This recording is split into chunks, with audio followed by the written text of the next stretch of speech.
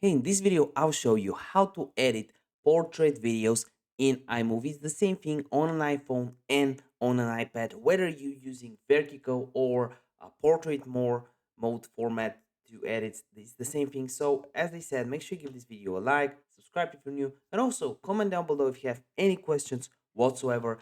I would love to help you out in the comment section down below. So, the first thing you obviously want to do is go on iMovie, click on the plus sign to create a new project, click on movie, and now you want to select the video. I actually made a video of my microphone for this video. Click on create movie, and as you can see, it's actually a portrait video, but it shows as a square, which is not ideal.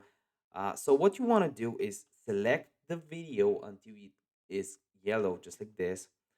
Click on the magnifying glass at the top right corner and pinch with fingers until it zooms out, just like this. And now you actually have the video in portrait mode, just like you should.